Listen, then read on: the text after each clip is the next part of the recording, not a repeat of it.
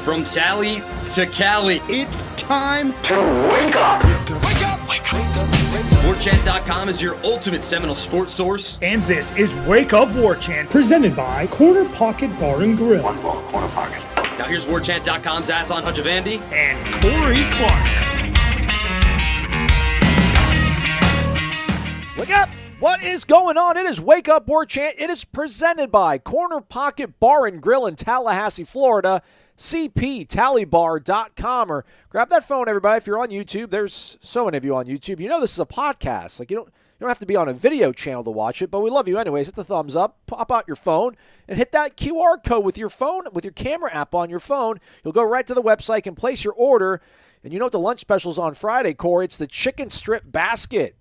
Hand-breaded, served with dipping sauce of your choice, tossed as well if you would like. You can get it on the side, you can get it tossed in the bowl, however you'd like it. CP's your place, everybody. Make it your home, just like Corey Clark does. Warchant.com, home away for home from all of us. It's there every time you need it, everybody. It's a website. It's never dark, always on for you. Ultimate Seminole Sports Source. Promo code's Warchant30. Hit the thumbs up. As I said, 5-star rating and review as well would be greatly appreciated on the pod. Corey, how are you, man? I'm good, buddy. I'm good. Thursday, we're recording this Thursday night. Kind of a long day. Not even a long day, just a stretch there. A lot of walking, watching practice, which was awesome. But they were inside, so we were on our feet the whole time, and I'm old. I had a workout earlier in the day. You felt the muscles, Aslan. You see what's happening. Jeez, you see what's coming. Incredible. The guns, the arms, biceps, triceps, the entire thing. It's all coming together. Shout out, Bill. He's doing it. He's doing work. Then wrote the observations. Now doing this. Just feel a little bit exhausted, but I'm going to bring it like I always do. Because in full transparency, after I'm done with this, I got to go pick Stephanie up from Corner Pocket. All right. Playing bingo. Playing little Thursday night bingo.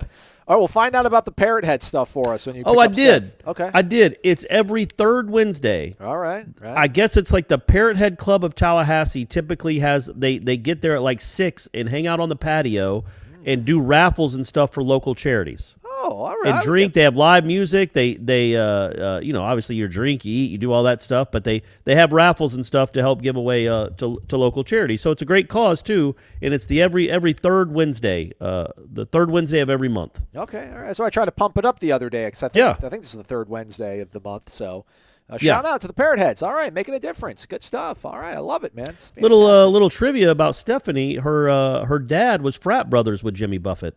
I think I've heard this, but I don't know if you shared it on the pod. Probably did. I can't remember. I share a lot of things on the pod that I'm sure I say 5 and 6 times. But yeah, they were frat brothers at Southern Miss together. Right on. Oh, I didn't know he was a Golden Eagle. Yeah, Steph's man. dad, but I think Jimmy Buffett. I think I knew about that. Yeah, man. Southern Miss, Hattiesburg, little jewel. It's a little hidden jewel down there. Amen. So we get the best of both worlds on Wake Up Warchant. We kind of get the first word because we drop in the morning before Jeff and Tom do their show, 1 to 3 o'clock, the Jeff Cameron show. But I also feel like we get we also can kind of have a little bit of hindsight too, just because, we record this beforehand. But, man, if you listen to the Jeff Cameron show, I think you're going to really, really, really like it. If you saw the stand-up afterwards with Ira and Jeff, I think you really like that as well. That was a really good practice, especially if you're a fan of offensive football, I feel like, Corey. I paid a little bit more of attention to the defense, pass rush drills. We'll get to that maybe later, but I think that's of a footnote of what happened out there on Thursday. That was just a very encouraging, crisp, sharp offensive practice. Big plays being made by whomever the quarterback was. But really just Jordan and Tate. AJ will get there someday. We like AJ. Just, his time's not now. It wasn't supposed to be. It's Tate's time. It's Jordan's time.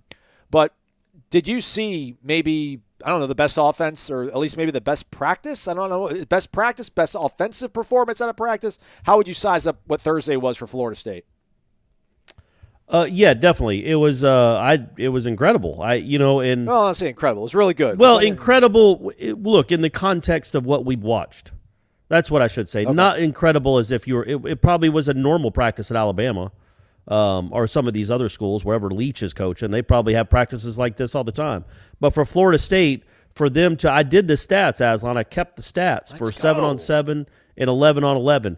And the yardage is like rough. it's a rough estimate. They'll blow a play dead, and I'll give the kid an extra 5 yards because I could tell he turned the corner, but they'll blow the play dead. They won't let a kid run. Like Johnny Wilson caught one over the middle I put down for a 30-yard gain, but they made him stop running after about 18. But he was in the middle of a hole, and Rodemaker had hit him perfectly in stride, and he was running, and they blew it dead. So anyway, they threw for over – I had them completing like – I can't get into the story right now. I think Ira's editing it.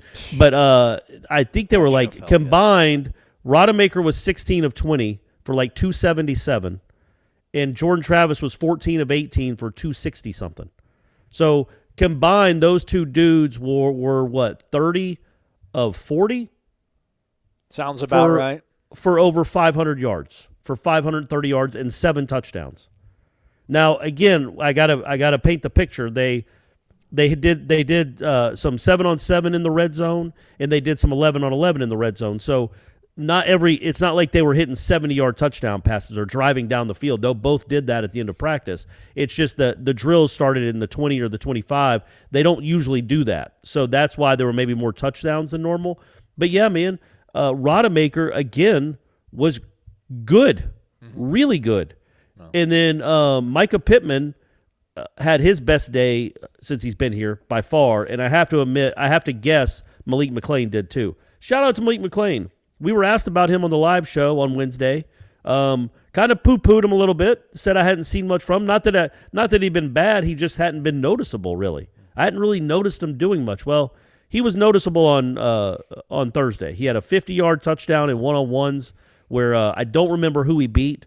It was a nice throw from Tate. A nice throw from Jordan, but it was a 50-yard right on the goal line, running full out, arms extended, catching it with his hands. Like it was just it wasn't dropped right in the basket. He had to actually go extend and make a play, and he did.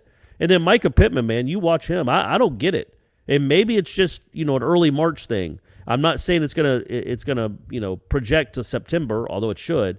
But he's really good at catching contested passes. Uh-huh. He's not a big kid. He does, he's more of an elusive guy than like a strength kid.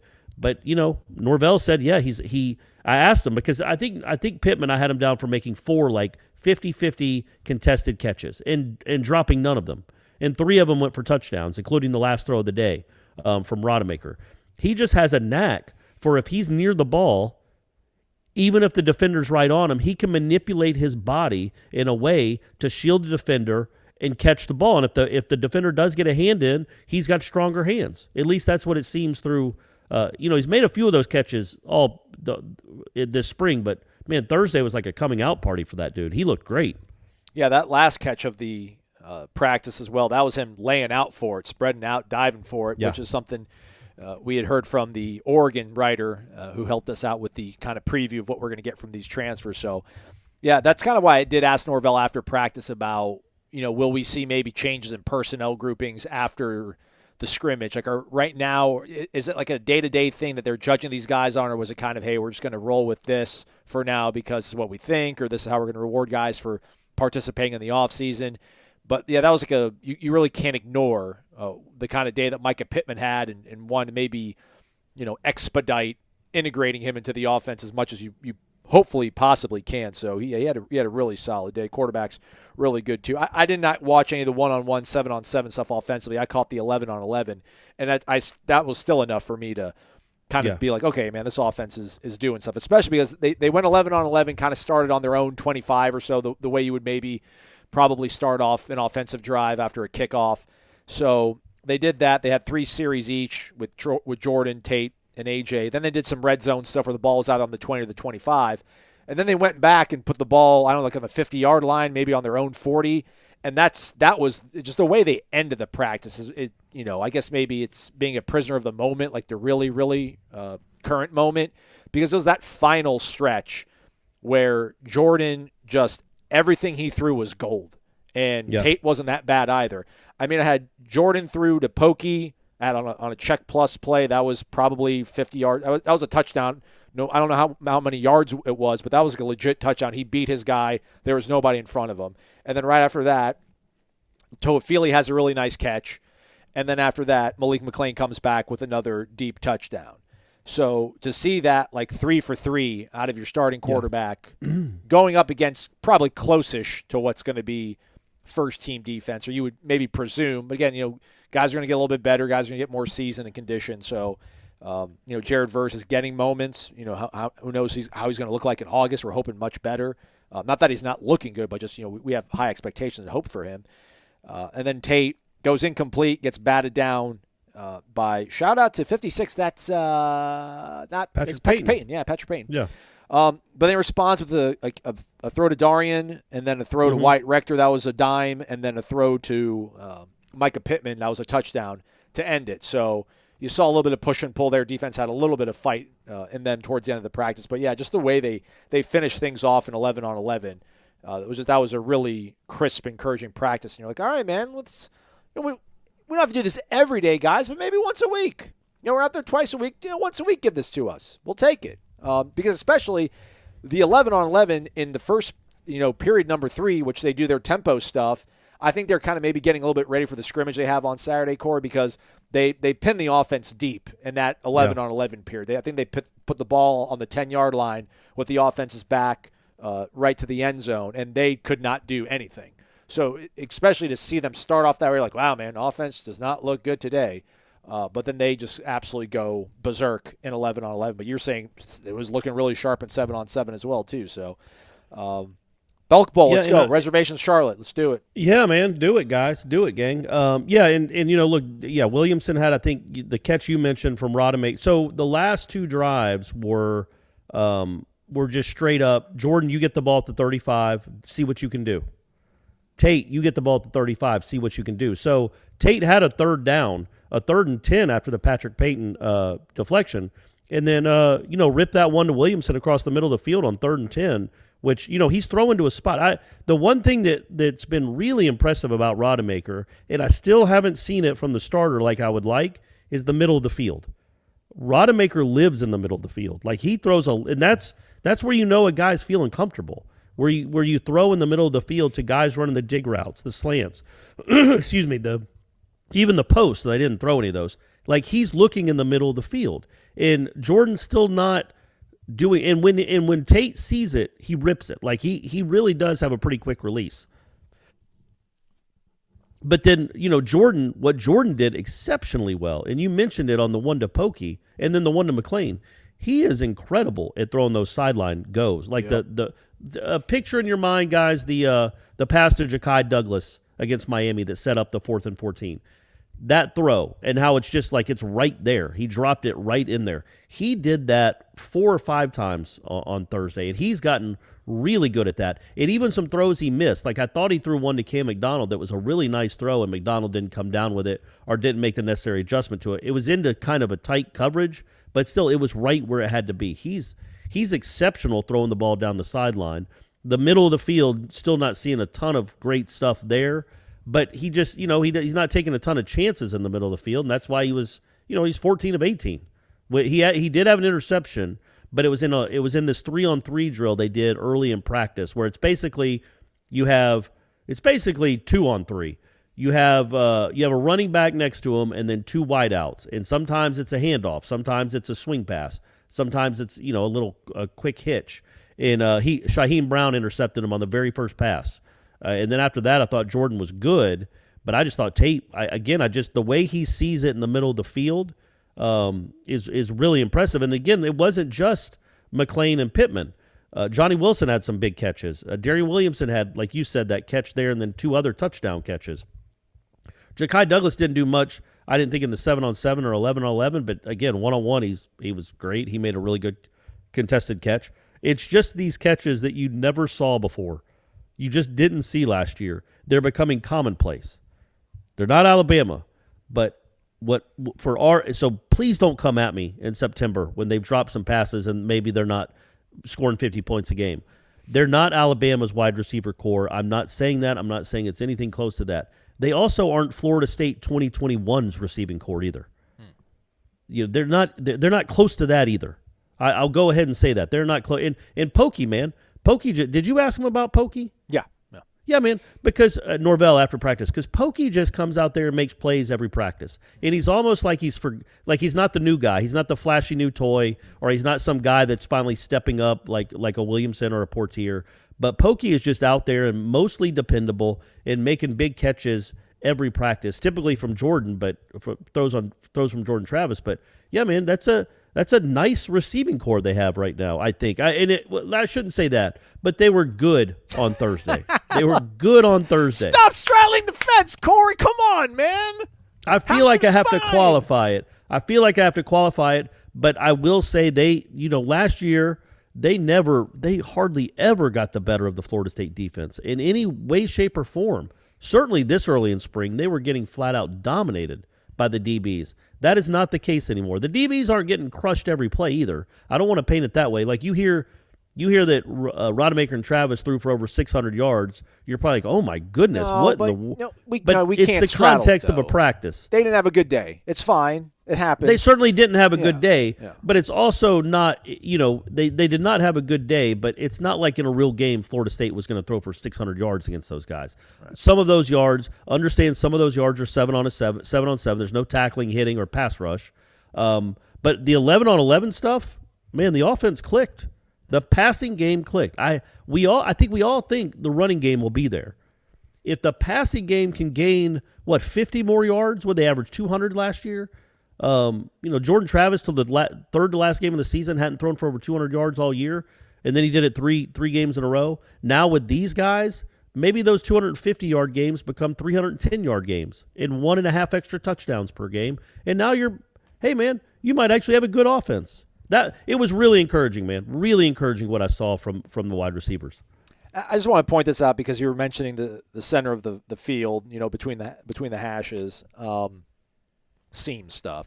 I had Jordan on the last drive before they did red zone on 11 on 11, so they did the standard stuff. They went red zone, then they went and had that final barrage. But before they started red zone, I had him getting sacked with verse and pursuit. But after that, I had him on a really nice throw to Marquiston where he anticipated Marquiston coming out of a break in the middle of the field for what was a first down. Yeah, didn't you think? I thought, I was actually standing next to Jeff when that happened. That play, I remember it specifically, and I was like, that was his best throw of the day. Yeah. And now he made a couple other ones later on, the ones we were talking about to Pokey and McLean, but that was a great throw. That's why it stood out so much because he hadn't done it a lot. Tate was living in the middle. He wasn't. But yeah, man, that was a really nice throw on time, in rhythm, and then right to a spot where Biscuit was there. The madness has officially begun, everybody. It's Sweet 16. It's that second weekend. We used to be there all the time.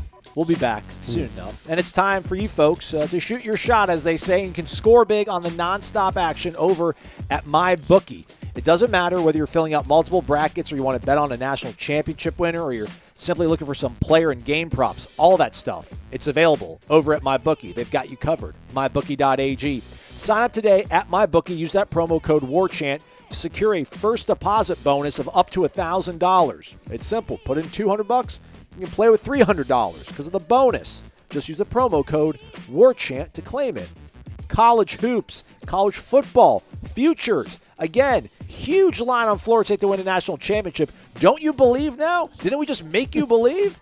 Yeah. NBA, UFC, it doesn't matter the sport, doesn't matter the time of day. MyBookie puts the action in your hands with in-game live betting and with choices from over thousands of lines and odds. You can turn any game day into payday. Yeah, happy Friday, everybody. Payday. I just get paid once a month. First of the month, on time, every time. Shout out Stacey Williams, making it happen. Bet anything, anytime, anywhere with MyBookie. As we record this, I don't want to jinx it, but that 4-play parlay I laid out, if Nova holds on to this 8-point lead. Looking all right, everybody. Looking all right. I don't feel good about anything else that happens on Thursday night. I would not have put any money on Gonzaga or the Texas Tech Duke game or Houston, Arizona, but Providence, money line, taking the under on the Iowa State-Miami game because we'll just be rooting for Miami to keep missing shots. And we'll be home. We'll be home cruising. And St. Peter's. We'll take 12 points. I think we'll keep it close. So check it out, mybookie.ag. All right, Corey, so defensive backs, not their finest hour. But I guess let's maybe just at least mention it. We do need to talk about the fact that Jarvis Brownlee entered the transfer portal on Thursday. Brownlee had started numerous games for Florida State over the last 2 seasons. I don't know if he was presumptive or penciled in starter for some folks heading into the season, but he has gone ahead and entered his name into the transfer portal. Asked Mike Norvell about it after practice, confirmed it, wishes him best of luck and wherever he does end up. Shout out to the fan base. For real, I give you guys a hard time a lot about kind of being wishy-washy or turning on kids as soon as they, quote-unquote, maybe turn their backs on Florida State. But most people, wishing them well. There's a couple folks like, man, you guys are giving him a hard time for what happened against Jacksonville State, but I thought he was really good. I think we're going to miss him. So we're playing it nice and diplomatic. I'm proud of you folks. That said, I think we feel really good about Duke Cooper, man. Duke Cooper, I don't remember anybody throwing 13's way or anybody really completing a pass, at least an 11-on-11 on 13. So now all attention turns to one position where they have numerous options. But, unproven to a certain extent. Jarian, there you could sense Mike Norvell maybe asking a little bit more out of Jarian today, at least early on in the practice. He's a guy that's got to step up, and he hasn't done so yet. Kevin Noles is a guy that I think maybe he's got the edge on everybody else. But ultimately, Brownlee's gone. Now you got Vance. You've got Jarian Jones.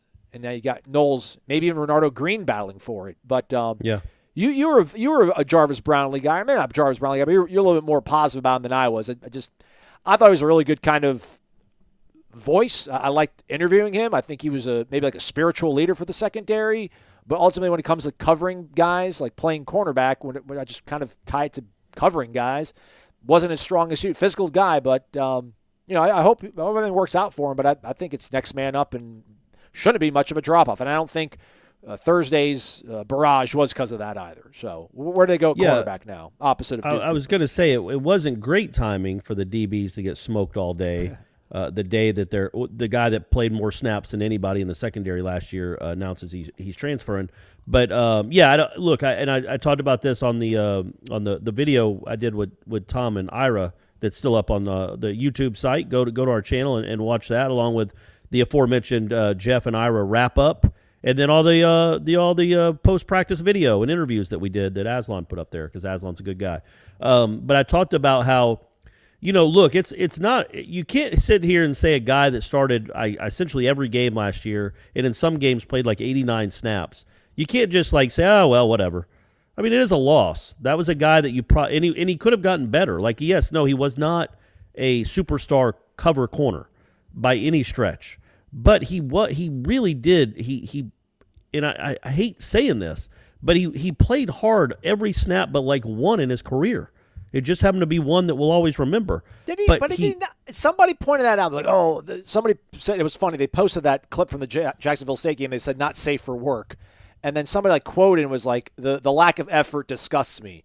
Man, he was stride for stride with that guy. He tried to break the pass up, and then he tried to and then what? Well, he try to get back into the play and make the tackle, but then when he got he blocked, pulled up. He pulled up after the catch. Okay. Yeah, that's what I always saw. I always thought maybe he thought the kid was running out of bounds and he pulled up. He definitely didn't try to tackle the kid after he caught it, and he was right there. He could have just pushed him out of bounds and the game was over, but he pulled up weirdly. But either way, he wasn't a great cover corner. But yeah, I think you said, and Ira and I both said, he was kind of an inspirational guy for that defense because of how hard he played, how hard he tackled, how physical he would be.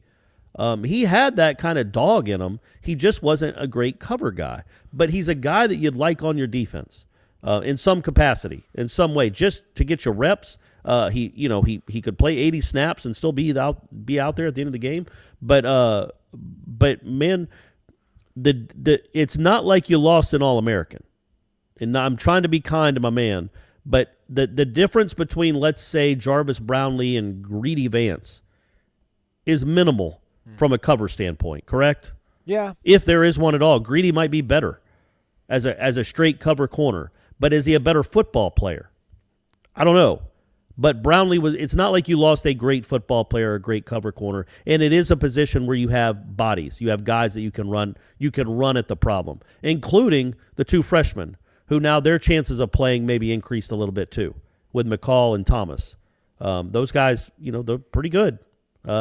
McCall had an interception on Thursday. I don't think either one of them are ready to be playing at this level, sure, But they might, maybe in 8 months they will be. I probably would have said the same thing about Duke Cooper and Kevin Knowles last year, and they end up being two of the better guys. So it'll be interesting to see what they do. Like if they will they move Knowles out wide? Will they keep him in the middle? And Renardo Green is now making a run at that starting corner spot. I would assume if you have two starting corners, and everybody has more than that now, it would be Cooper and Greedy Vance, with Knowles as your slot guy, Jamie Robinson, and somebody else as a safety. That would be what I think the starting secondary would be right now. But there are a lot of positions up for grabs, I think. At one safety spot and that other corner spot's up for grabs. Yeah, which, I thought Brownlee looked really good in Torv duty. I mean, I pointed out just the fact I thought he looked really explosive. He looked to seem to be moving faster than anybody else that was out there. So now that, to your point, he's a guy that could have maybe gotten better. Now you don't have him, so that's a bit of a bummer. I just felt that overall kind of lifted everybody. That just gave you good depth, because even if he was to be here and get beat out, if Greedy's having a rough day, or Greedy, for whatever reason, whatever happens, or Kevin Knowles having a rough day, you can just put Jarvis in there and you kind of pick things up.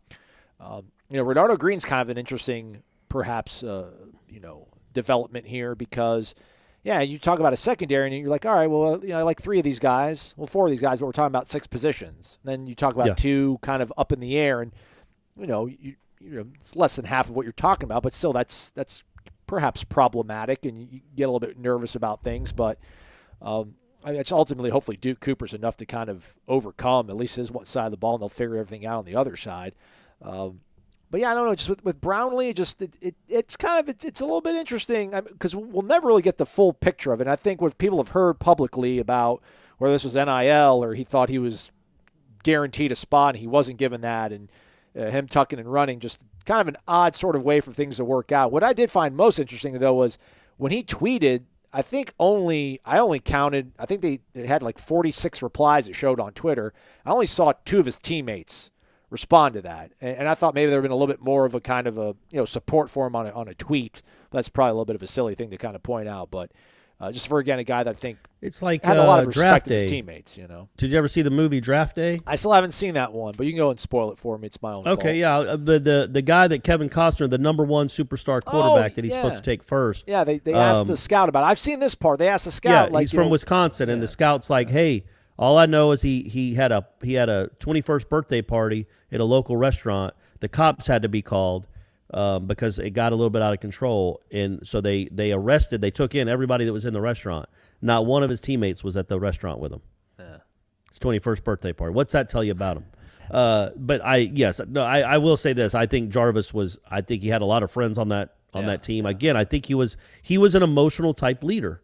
That's what you lost. It's like you that's what you might have lost. Like, other people can step into that role, but that was one of his roles, and you just hope that that's not too big of an impact. Because on the field, like actual on the field performance, not a huge impact.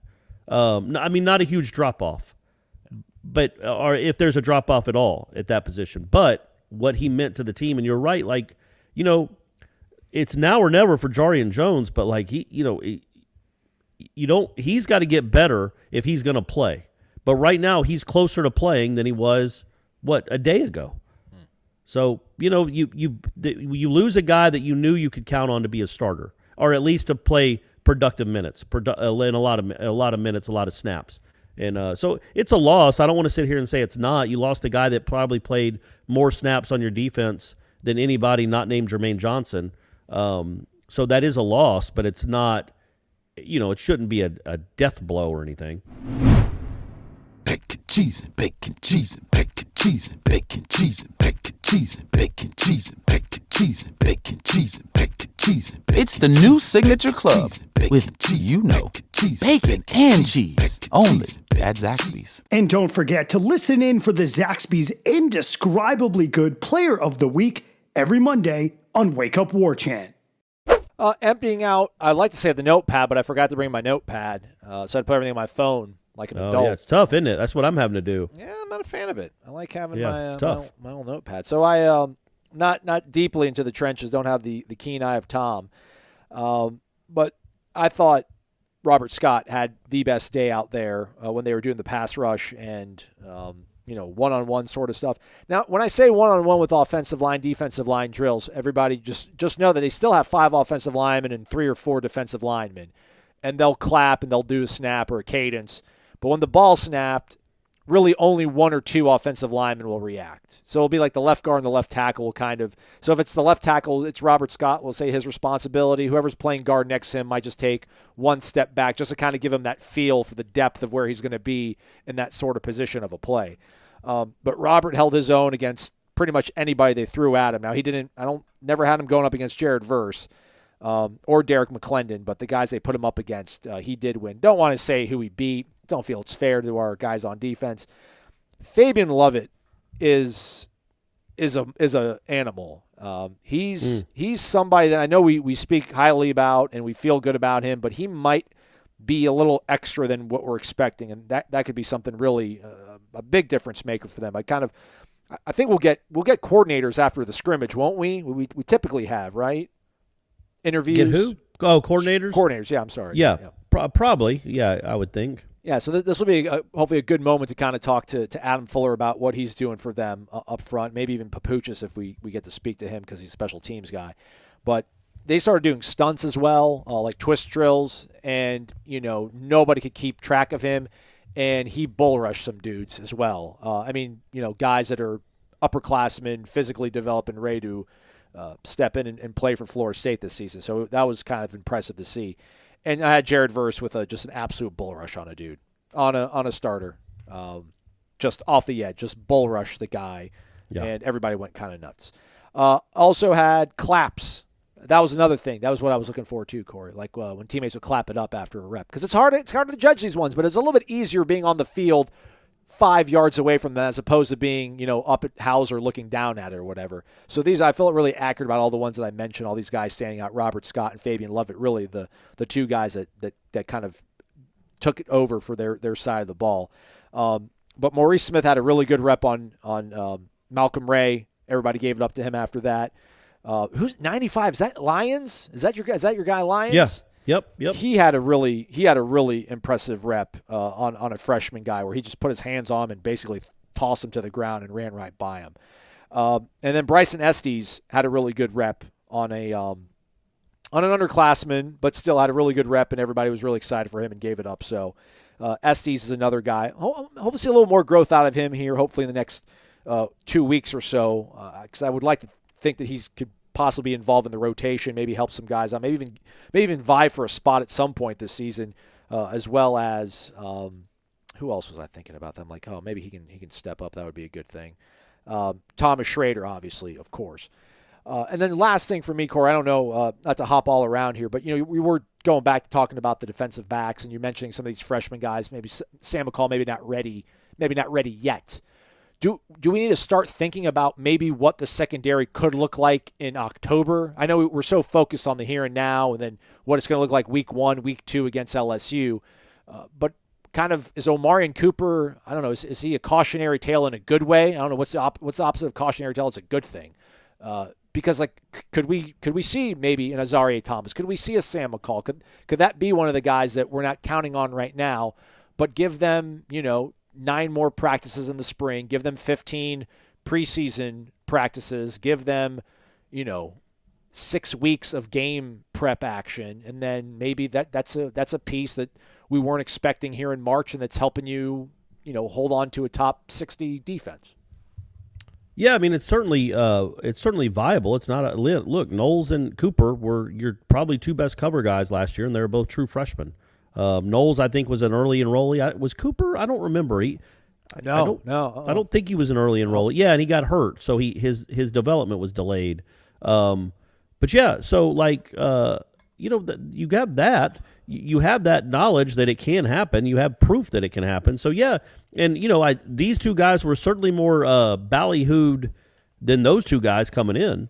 And they're different body types too. Yeah, Thomas again. He had another nice practice, I thought. And McCall had that interception in the end zone. Duffy threw it to him, kind of an underthrow on like a fade route. But he turned around, and what those guys do, they turn around, they find the ball, and they go catch it. They have both of those guys have done a really good job of that. in their first 7 practices as a college kid.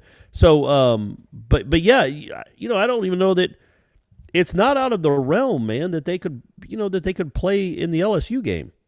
You know what I mean? Like it's just not. They have a lot of time to get ready for it, and they have the Duquesne game, which will get their feet wet a little bit. So they might be in the rotation then. I think what Adam Fuller's going to do, though, learning from last year, is he's going to want to shorten that thing. He's going to want to find his 6 best guys and play them almost all of the snaps. Because when the defense started playing better in the second half of last season, that's what happened.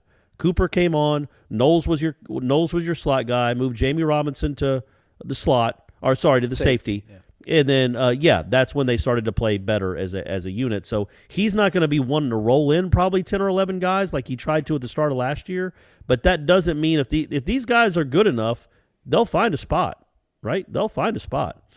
Was Renardo playing cornerback? I think when Jeff and Ira did their wrap-up, I think Ira was mentioning Renardo playing cornerback in some of these reps. I wasn't focused all that much on DBs. Yeah, no, he's been playing corner at least since they got back from spring break. Okay. It might have been the whole spring because, with Brownlee not being out there, maybe they decided to move him to corner then. But, yeah, and he's been at corner certainly the last 2 days, but I think it's been all of spring, yeah. All right. Well, yeah, that's a development as well, too. I mean, he played cornerback in high school, and he was rated as a cornerback coming out in the rankings and such. So, and he was a guy that, they were trying to count on last season. And, Norvell said on Thursday that he probably underwent or had to go through as much adversity as anybody last season just in terms of injuries and whatnot. Or maybe even since they've been here, the Norvell staff. So let's not maybe give up on that guy. Let's see. Hopefully he can maybe bounce back. I think I had him ranked really high on my preseason top 40 last year too. So bring it home, Renardo. Redeem me, please. Redeem me. Anything else, Corey, before we sign off for the week? I went to baseball. Tyler Martin still day-to-day for whatever that means for everybody. Yeah. Everything else good. I don't know. Kyle McMullen, I think, did he exit the game against UCF? He got an MRI performed, so they're going to check that out and see how that comes along, but he's being monitored. He had high praise for Wyatt Crowell. Says Wyatt Crowell's a dude. People keep coming up to me and asking, why are you letting him pitch? Why are you letting him pitch? Because he's going to throw in the major leagues for a long time. He's a good player. That was his quote from me. Check out the interview. It's up on warchant.com. And Brett Roberts, they tweaked his swing an itty-bitty bit. Apparently his grip, he was like curling his wrists or something funky like that on his takeaway on his swing. So all right. Well, let's see if he turns into a 400 hitter now. Maybe it's somewhat. Well, sometimes it's just one little thing, man. Just one little thing that gets you over the top. I did want to say one more thing from practice, which again, I talk about this dude a lot. I've written about him a lot, but the most impressive athletic feat I saw on Thursday was, and I don't know where you were for it. It was when they were doing one of their 11-on-11 drills, and Jordan Travis broke containment, kind of found a little alley, started running to his right on he didn't throw it, so it was a sack/scramble drill, and Jared Verse was running stride for stride with him. He was running to his left. Literally. Running to his left, and Jared Verse had a bit of an angle, but not a crazy angle, and Jared Verse ran stride. He could not get around Jared Verse and ended up running in the sidelines. And the last 5 yards that they're running, Jared Verse is talking to him as he's running. And then they laughed and talked a little more afterwards, and then I think they dapped each other up. But I asked Verse about it. I was like, "What were you saying to him when you're running?" And I'm like, "Man, we go back and forth with each other because he tells me I'll never sack him." And he goes, I think I've proven that already. But either way, he tells me I'll never sack him. And then on that one, I was just like, I was telling him he can't outrun me. He can't outrun me.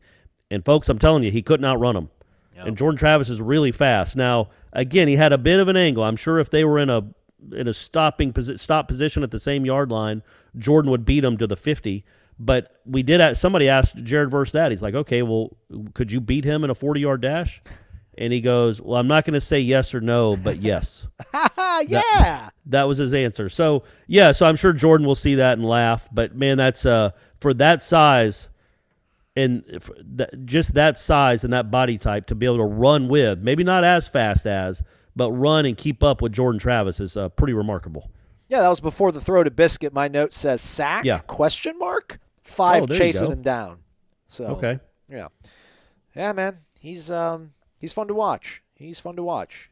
He's got time to get better too. So hopefully it all starts blossoming and getting better. Man, Gonzaga's going to lose. What's it like being a Gonzaga fan, you think, Corey? Like, can you get mad? Like, I think it's like being points? at this point, it's like being an FSU baseball fan. Now, look, we don't want to jinx ouch, it. Ouch. They're still down 3. There's still time.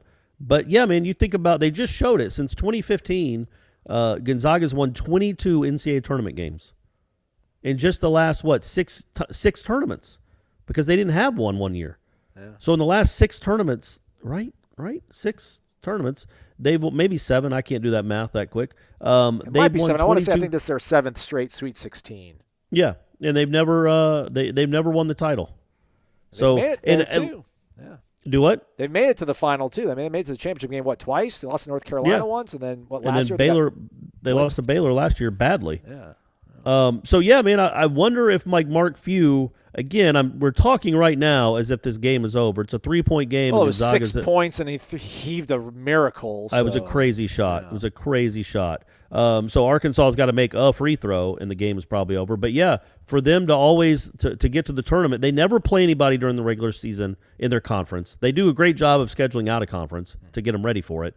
But that's in November, and I just don't think November games have the same kind of pressure that comes with an NCAA tournament game, and they beat the bejesus out of everybody they play in conference, and they get in the NCAA tournament, have a couple close games, and they're not.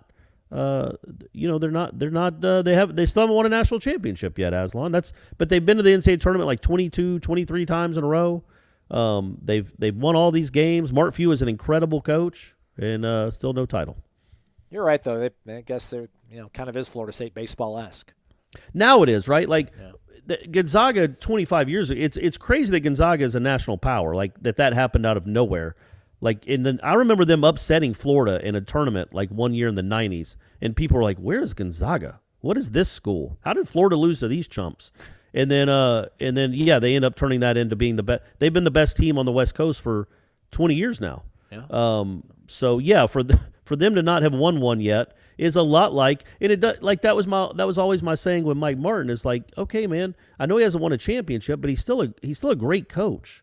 Because the people that don't think Mike Martin's a great coach because he didn't win a national title, well, what do you think of Mark Few?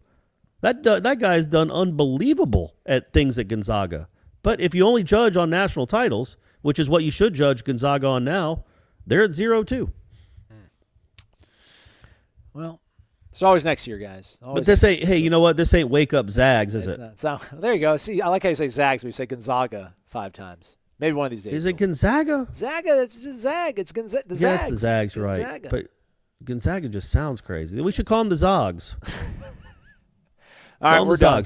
But hey, I was going to say, everybody give thoughts, well wishes to Brady Clark. He will be performing the first of 2 shows of Oklahoma tonight, Friday night, and then has another one on Saturday night that I'll be going to, I guess.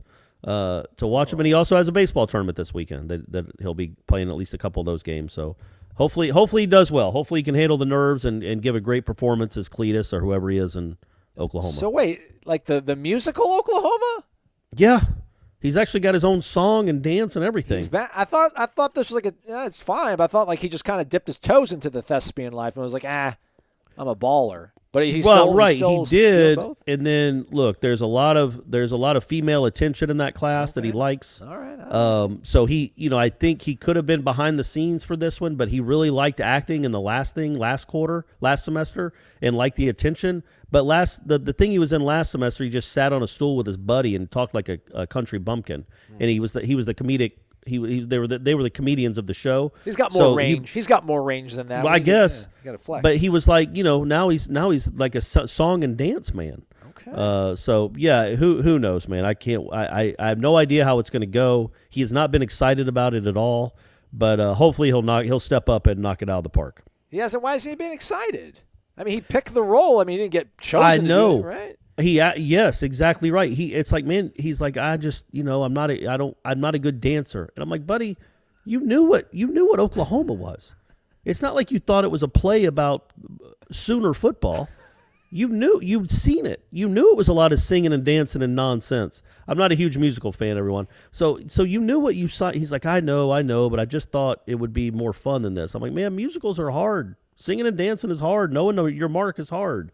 But yeah, I think he knows all his lines now, so he's fired up about that, and he I'm sure he'll do fine. And who cares? It's actually funnier and more fun if he doesn't.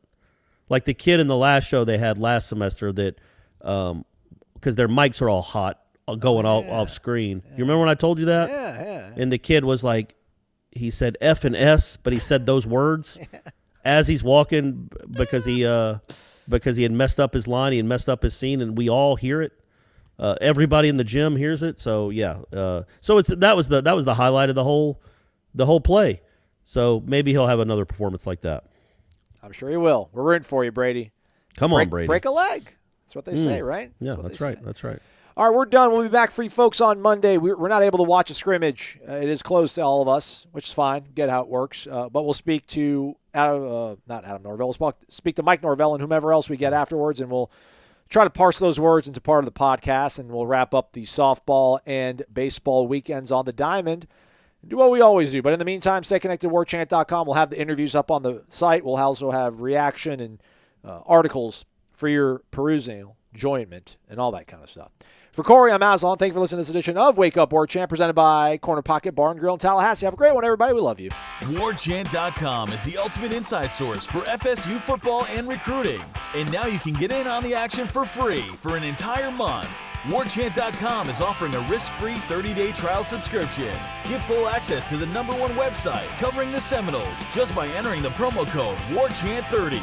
That's WARCHANT30. Sign up and get in on the world's most active FSU message boards. Receive breaking news, stories from our award-winning staff, plus get exclusive interviews and videos. Just enter the promo code WARCHANT30. Warchant.com, your ultimate Seminole sports source.